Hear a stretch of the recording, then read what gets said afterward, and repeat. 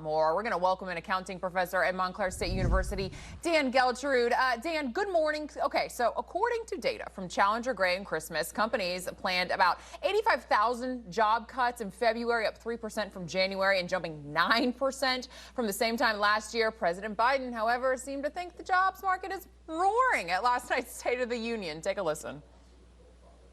My inherited economy is on the brink. Now our economy is literally the envy of the world. 15 million new jobs in just 3 years. A record. A record. All righty. All right. What do you make of Challenger's report? And are you being gaslit right now, Dan? I mean, has Bidenomics been the success that President Biden is saying it is? Well, I'm not surprised at all by Challenger's report because COVID money has basically run out at this point. So the economy has to stand on its own. No more free money. So what's happening is companies are tightening up. So all those wages that went up, well, that leads to job decreases because companies are always going to have a direct relationship between how much they pay workers and what their revenue numbers are.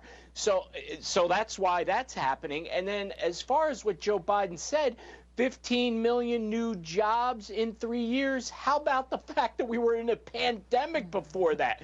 So these are jobs recovered, Yes. not jobs created. Yeah, put a big asterisk next to that. It is jobs recovered. Exactly. Fantastic point there, Dan. Okay, so talk about not getting enough credit. Credit scores in America have now dropped for the first time in a decade, with the national average down from 718 now to 717, and that's according to new data from FICO. Dan, what does this drop in credit scores for the first time in 10 years mean for the economy?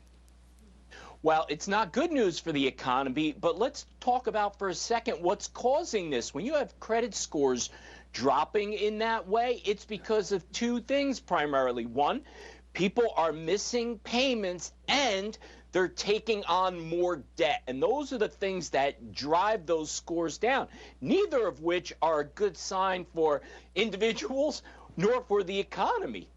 Yeah, exactly.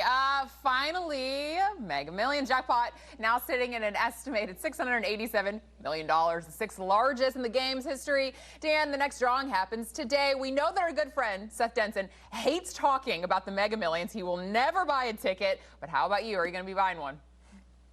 Well, Seth and I are friends, but we don't always think the same way. You got to be in it to win it. Yep. I'm going to buy my ticket, but even with the lump sum payment, and when you take federal taxes into account, you only get this, about 200 million. I'm still going for it, Alex. I'll say 200 million is not too bad, but that is a lot of taxes that is going to be coming out of that. Dan Geltrude, thank you so much for joining us this morning. Have a great weekend. Thanks, Alex. All right.